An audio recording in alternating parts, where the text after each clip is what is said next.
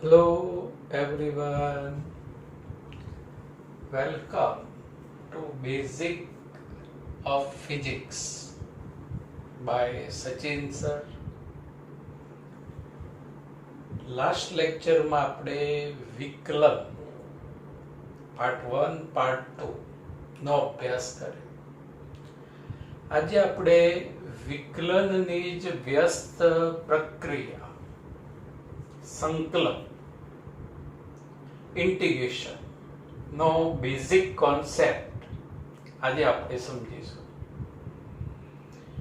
જેમ ધોરણ 10 માં વિદ્યાર્થી મિત્રો વિસ્તરણ અને અવયવ એકબીજાની વ્યસ્ત પ્રક્રિયા કહેવાય, એમ મેથેમેટિક્સમાં 11th-12th માં વિકલન અને સંકલન એકબીજાની વ્યસ્ત પ્રક્રિયાઓ કહેવાશે.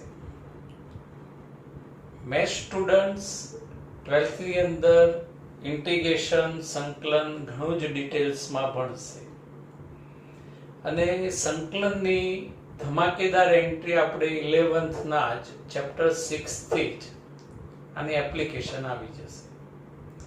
ચેપ્ટર 4 ના અમુક MCQ માં અને અમુક કોન્સેપ્ટમાં પણ ઇન્ટિગ્રેશનની એપ્લિકેશન આવે છે, સંકલન આવે છે. એટલે મેથ્સ સ્ટુડન્ટ્સ સાથે સાથે બાયોલોજીના જે સ્ટુડન્ટ્સ રહ્યા એમને આ સંકલનનો કોન્સેપ્ટ સમજવો જરૂરી છે. ફિઝિક્સમાં કેટલાક સૂત્રની એપ્લિકેશન, એટલે જે આપણે ફિઝિક્સમાં બેઝિક જરૂર છે એ હવે સંકલનની અંદર સમજીએ, ઇન્ટિગ્રેશનમાં સમજીએ. પ્રથમ ઇન્ટિગ્રેશન એટલે શું? તો વિકલનની વ્યસ્ત પ્રક્રિયાને સંકલન કહે છે, ઇન્ટિગ્રેશન કહે છે. સંકલન માટેનો સંકેત આ રીતે આવશે. બાળકો આને ડ કહેતા નહીં, અને વંચાય સંકલન, ઇન્ટિગ્રેશન, સંકલન અથવા ઇન્ટિગ્રેશન.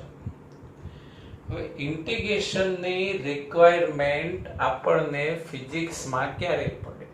એક બેઝિક એક્ઝામ્પલ, ઉદાહરણ દ્વારા સમજીએ. અને આનો મેક્સિમમ વિદ્યાર્થી મિત્રો આપણે ફિઝિક્સની અંદર આવી સિચ્યુએશન ઘણી વાર આવવાની, અને આ રીતે ઇન્ટિગ્રેશન આપણે દર વખતે સેમ મેથડ એપ્લાય કરીશું.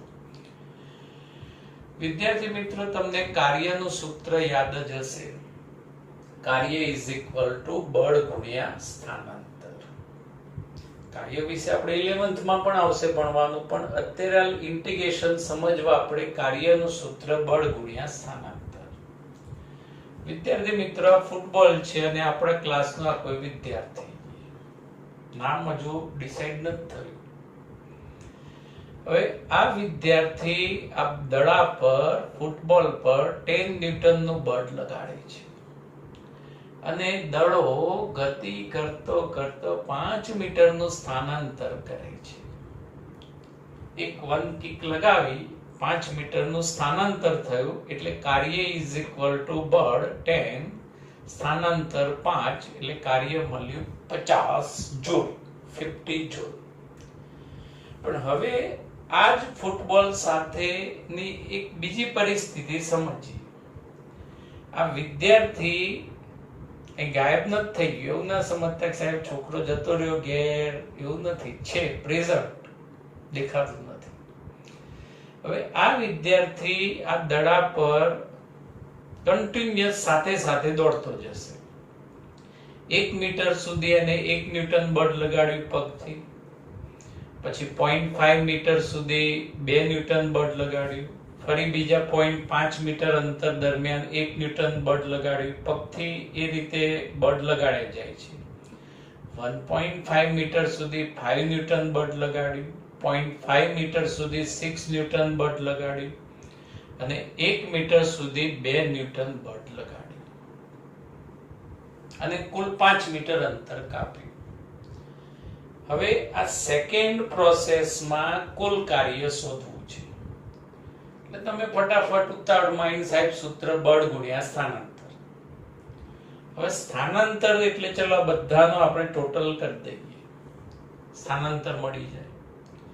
પણ બળમાં તમે માથું ખંજવાળતા રહી જશો. એટલે સાહેબ કયું બળ લખવું, 1 ન્યૂટન લખવું કે 5 ન્યૂટન લખવું કે આનું સરેરાશ લેવું, કેમ કે બળ ફ્રીક્વન્ટલી બદલાય છે. તો બાળકો એવી સિચ્યુએશન કે જેમાં બે રાશિઓનો ગુણાકાર આવતો હોય અને એક રાશિ હણખી ના રહેતી હોય, સરખી ના રહેતી હોય, ફ્રીક્વન્ટલી ચેન્જ થતી હોય, આવી સિચ્યુએશનમાં તમારે ઇન્ટિગ્રેશનની, સંકલનની જરૂર પડે. હવે ચાલો પાછા આપણે મેઇન એક્સપેરિમેન્ટ પર આવીએ. કાર્ય કોઈક રીતે કુલ કાર્ય શોધવું છે. તો હવે શું કરીશું? તો આપણે 1 મીટરનો થોડોક ભાગ ધ્યાનમાં લઈએ અને એ દરમિયાન 1 ન્યૂટન બળ લાગે છે. એટલે આટલા ભાગનું કાર્ય શોધી દેવાય. શોધાય કે ના શોધાય? બળ ગુણ્યા સ્થાનાંતર શોધી શકાય. એને ડેલ્ટા W1 ગણો. વિદ્યાર્થી મિત્રો, ફિઝિક્સમાં ડેલ્ટા સંકેત ક્યારે લખાય? જ્યારે રાશિ સૂક્ષ્મ હોય ત્યારે આ રીતે આપણે ડેલ્ટા સંકેત લખવો પડે. પછી 0.5 મીટરનું કાર્ય શોધી દો એટલે ડેલ્ટા W2. ઓકે, પછી delta W3, delta W4, delta W5 and plus delta W6.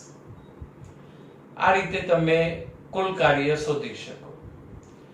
હવે પ્લસ હોવાથી સિગ્મા લેટિન ટર્મ્સ છે, આટલા બધા પદો નથી લખવા, તો અહીંયા sigma from I is equal to 1 to 6 delta WI. Okay, પછી બાળકો આપણે જે સ્થાનાંતર એ અત્યંત સૂક્ષ્મ લઈએ. કોઈ વિદ્યાર્થી કે સાહેબ 0 લઈ લો, મજા આવી જશે, તો અહીંયા સ્થાનાંતર સૂક્ષ્મ લેવાની વાત છે બાળકો. પણ 0 લઈ શકાય નહીં. 0 લઈએ તો કાર્ય બી 0 થઈ જશે, સ્થાનાંતર 0 લઈએ તો. એટલે મેથ્સના ટર્મ્સમાં લાસ્ટ લેક્ચરમાં સમજાવેલું કે લક્ષ લિમિટ સૂક્ષ્મ સ્થાનાંતર tends to 0 sigma from I is equal to 1 to 6 delta WI. સ્થાનાંતર સરળતા માટે આપણે અત્યંત સૂક્ષ્મ લીધું.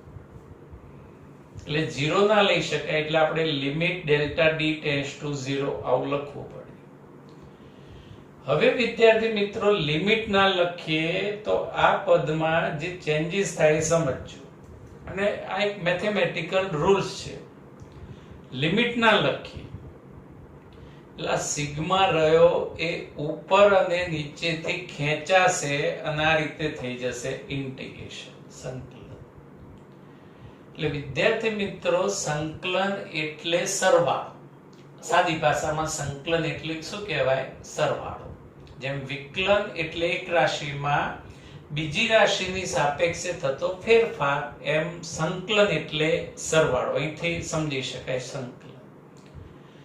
પછી આ જે લિમિટ મૂકી આપણે ઉપર નીચે 1 to 6 એ અહીં લખી શકાય, ન લખીએ તો પણ ચાલે. ઇન્ટિગ્રેશન ફ્રોમ 1 to 6 લિમિટ કહેવાશે.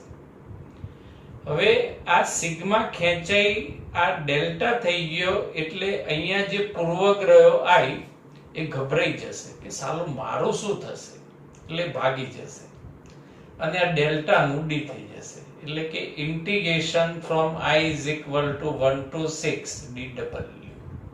આ ઇન્ટિગ્રેશન નો કોન્સેપ્ટ થયો. તો ઇન્ટિગ્રેશન નો મેઇન કોન્સેપ્ટ બાળકો કેવી રીતે યાદ રાખશો કે બે રાશિ હોય, એમાં એક રાશિ ફ્રીક્વન્ટલી બદલાતી હોય. તો આવી સ્થિતિમાં રાશિઓના ગુણાકારોના સૂક્ષ્મ મૂલ્ય શોધી સરવાળો સંકલનમાં પરિણમે અને જો લિમિટ આ રીતે ટેન્ડ્સ ટુ 0 હોય અને પછી લિમિટ ના લખીએ તો એ જ સરવાળો શેમાં પરિણમે? ઇન્ટિગ્રેશનમાં પરિણમે, સંકલનમાં પરિણમે. ચેપ્ટર 6 ની થિયરીમાં આવો કોન્સેપ્ટ આપણે એપ્લાય કરીશું. પછી આગળ ઘણા કોન્સેપ્ટ આવશે કે જેમાં આ જ વસ્તુ, આ જ પેટર્ન આપણે એપ્લાય કરીશું. એક વખતે ફરી પણ આની ચર્ચા આવશે. હવે વિદ્યાર્થી મિત્રો, સંકલનના સૂત્ર જોઈએ. તો ઇન્ટિગ્રેશન dx હોય, આનું ઇન્ટિગ્રેશન x થાય. એટલે કેવું યાદ રાખજો વિદ્યાર્થી મિત્રો, ઇન્ટિગ્રેશન એટલે સરવાળો, d એટલે ડિફરન્સ, બાદબાકી, પ્લસ માઇનસ બે જતા રહે એટલે રહ્યું x. Okay, integration dx x.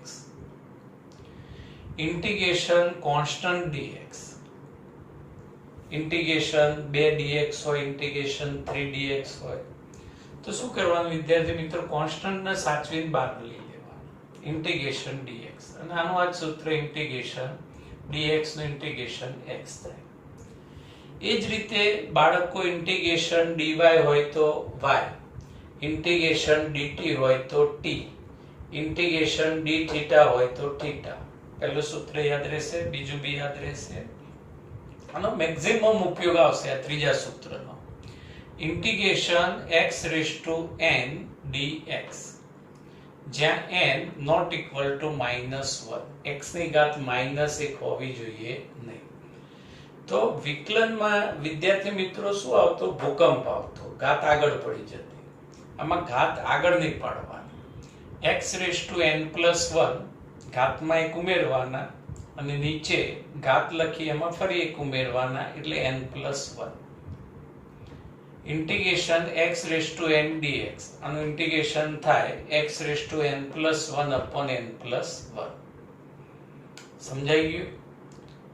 Example આનું લેવું છે. ઓકે, જેમ કે ઇન્ટિગ્રેશન x dx હોય, અને જો બાળકો આ રીતે ઇન્ટિગ્રેશન હોય ને તો આ રીતે dx ને જોડે લખેલું જ હોય, dt બી લખેલું હોય, dy બી લખેલું હોય. જેમ જેમ આપણે ફિઝિક્સ આવશે એમ તમને સમજાતું જશે, પણ આ રીતે સૂત્ર યાદ રાખવા પ્રયત્ન કરો. હવે આની પર ઘાત સમજાય 1.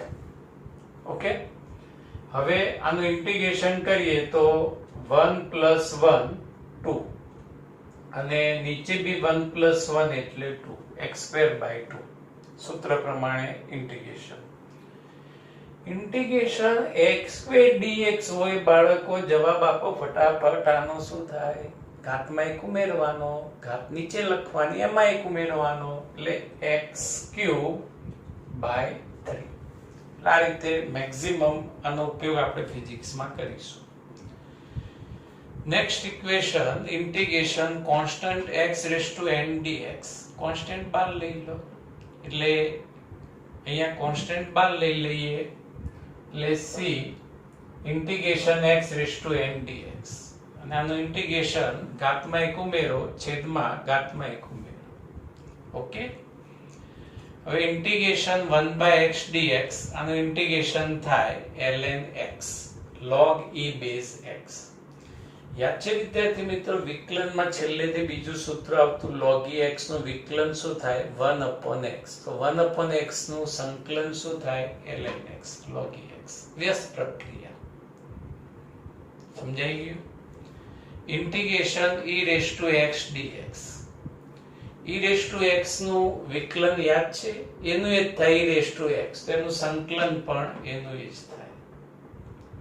પછી ઇન્ટિગ્રેશન sin x dx, આનું ઇન્ટિગ્રેશન બાળકો -cos x થાય, ખાસ યાદ રાખજો. અને યાદ કઈ રીતે રાખીશું આપણે?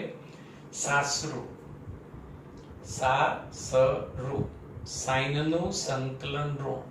જેમ આપણે વિકલનમાં શું યાદ રાખ્યું હતું? કોવીરું, કોસ નું વિકલન ઋણ, તો અહીંયા સાઇન નું સંકલન ઋણ -cos x. પછી ઇન્ટિગ્રેશન cos x dx હોય તો sin x, sin નું cos, cos નું sin, પણ સાસરું અને પેલામાં કોવીરું, આ રીતે ઋણ નિશાની માટે યાદ રાખવાનું. પછી integration sec²x dx, tan x થાય. એટલે tan x નું વિકલન બાળકો તમને યાદ હોય કે sec²x, તો sec square x dx નું ઇન્ટિગ્રેશન tan x વ્યસ્ત પ્રક્રિયા.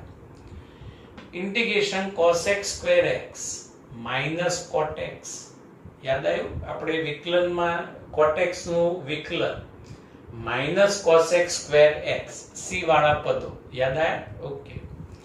પછી integration sec x dx, sorry અહીંયા dx લખવું જોઈએ, અહીંયા પણ dx. ઇન્ટિગ્રેશન થઈ જાય પછી dx જતું રહે.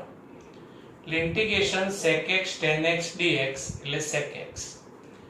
Integration cos x cot x dx એટલે minus cosec x. આ બધાનો ફિઝિક્સની અંદર એપ્લિકેશન બહુ ખાસ ક્યાંય આવતી નથી. હવે વિકલનની વ્યસ્ત પ્રક્રિયાને સંકલન કહે છે.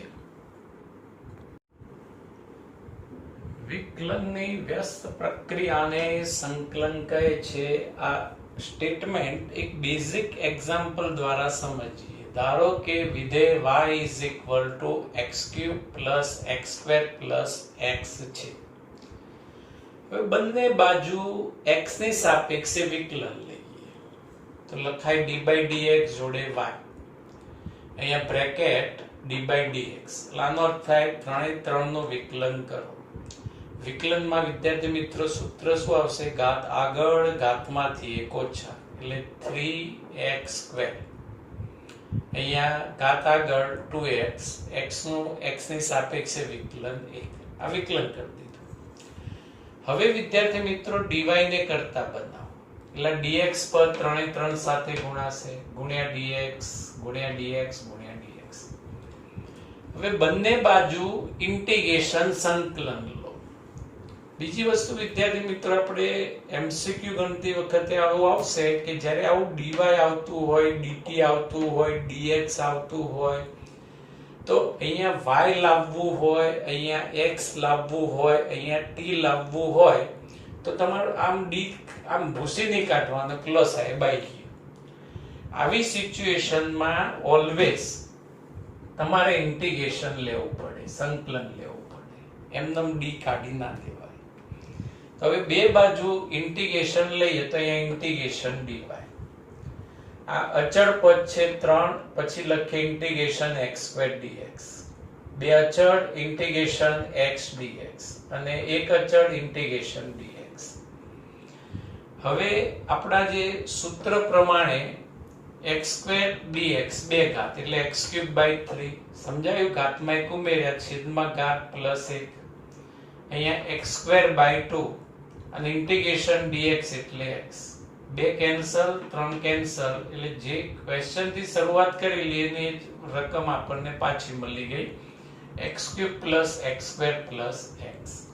એટલે કે વિકલન અને સંકલન એકબીજાની વ્યસ્ત પ્રક્રિયાઓ છે. પછી વિદ્યાર્થી મિત્રો સંકલનમાં એક નિયત સંકલન આવે છે. આપણે ચેપ્ટર 6 ની અંદર એક્ઝામ્પલમાં આવી પ્રેક્ટિસ આવશે એટલે બેઝિક દાખલી આપણે સમજી લઈએ. એક બેઝિક દાખલી, એક થોડીક નાની પ્રેક્ટિસ ધ્યાનમાં લઈ લઈએ. y is equal to integration 0 to 2. Limit કેવી રીતે લેવાય, શું લેવાય એ જેમ જેમ આપણે ફિઝિક્સ ભણીશું એમ પ્રોપર ખ્યાલ આવતો જશે. પણ હાલ ક્વેશ્ચનમાં આપણને આવી લિમિટ આપી છે. x square plus x plus 1 બ્રેકેટમાં dx. વિદ્યાર્થી મિત્રો પહેલા બ્રેકેટ ઓપન કરી દઈએ. like integration 0 to 2 x square dx plus integration 0 to 2 x dx 1 integration 0 to 2 dx. Okay. હવે આપણા સૂત્ર પ્રમાણે આનું ઇન્ટિગ્રેશન કરીએ. આનું ઇન્ટિગ્રેશન થાય x cube by 3. ઘાતમાં એક ઉમેરવાનું એટલે બે ઘાત છે, 2 plus 1 3, નીચે 2 plus 1 3. અને પછી આ રીતે જ્યારે લિમિટ હોય એટલે બાળકો આવો સ્ક્વેર બ્રેકેટ બનાવવાનું. કેવો બ્રેકેટ? Square bracket. અને સ્ક્વેર બ્રેકેટ લખ્યા પછી અપર લિમિટ અપરમાં રાખવાની, લોઅર લિમિટ લોઅરમાં. ઇન્ટિગ્રેશન x dx આનું ઇન્ટિગ્રેશન થાય x square by 2 square bracket upper limit ઉપર, lower limit lower. Integration dx x, upper limit upper, lower limit lower. પછી આ ત્રણ સાચવીને બહાર કાઢી લો, કોન્સ્ટન્ટ છે. હવે x ની જગ્યાએ ઓલવેઝ ફર્સ્ટ અપર લિમિટ મૂકવાની, એટલે x ની જગ્યાએ આવશે 2 ની 3 ઘાત. x ની જગ્યાએ 2 મૂકી દેવાની, એટલે 2 ની 3 ઘાત. પછી ઓલવેઝ નિશાની માઇનસ આવશે અને x ની જગ્યાએ આવશે 0, એટલે લોઅર લિમિટ મૂકવાની, જે આવતું હોય એ 0 ક્યુબ. પછી પ્લસ 2 સાચવીને બહાર લઈ લીધા, હા, નીચે ના પડી જાય ધ્યાન રાખજો. 1/2 x ની જગ્યાએ 2, 2 સ્ક્વેર, માઇનસ x ની જગ્યાએ 0 સ્ક્વેર 0, પ્લસ x ની જગ્યાએ 2, માઇનસ x ની જગ્યાએ 0. લિમિટ મૂકતા ખ્યાલ આવી ગયો. Square bracket. પછી સ્ક્વેર બ્રેકેટમાં જે અચળ પદ રહે ઉપર નીચે જ્યાં પણ હોય એ સાચવીને બહાર લઈ લેવાના. પછી એ x ની જગ્યાએ, એટલાને વેરિયેબલ ટર્મ્સ કહેવાય, એની જગ્યાએ પહેલા અપર લિમિટ મૂકવાની, પછી નિશાની માઇનસ અને પછી લોઅર લિમિટ મૂકવાની. હવે આ 0 ક્યુબ 0 0 એ ના લખીએ તો પણ ચાલે, એટલે 2 ક્યુબ 8, 8/3, 2 સ્ક્વેર 4/2 અને પ્લસ 2. અહીંથી બી સિમ્પ્લિફાય કરી શકાય, 2 ગુણ્યા 2 4, પણ અહીં લસા 6 લઈએ તો ગુણ્યા 2 એટલે અહીં 16 આવશે, અહીંયા ગુણ્યા 3 એટલે 12, અને અહીંયા ગુણ્યા ઉપર નીચે 6 એટલે 12, એટલે સાદુરૂપ આવશે 40/6, એટલે કે 20/3 એકમ. આ ઇન્ટિગ્રેશન સંકલનનો કોન્સેપ્ટ થયો બાળકો. ચેપ્ટર 4 ની અંદર કેટલાક MCQ માં સ્થાનાંતર, વેગ, પ્રવેગ, એમાં આની એપ્લિકેશન આવશે, અને ચેપ્ટર 6 થી થિયરીમાં પણ આની એપ્લિકેશન કન્ટિન્યુઅસ થઈ જશે. એટલે અત્યારે તમે ઇન્ટિગ્રેશનનો સંકેત, ઇન્ટિગ્રેશન ક્યારે લેવું પડે એની માત્ર સમજ અને ઇન્ટિગ્રેશનના સૂત્ર, પછી આ નિયત સંકલનમાં લિમિટ કેવી રીતે મુકાય, આવું બેઝિક ખાલી તમારે યાદ રાખવાનું રહેશે. અને જ્યારે પ્રોપરલી ફિઝિક્સમાં એપ્લિકેશન આવશે એટલે તરત તમને આ વસ્તુ ઇન્ટિગ્રેશનની સમજાઈ જશે. Okay, thank you, have a nice day.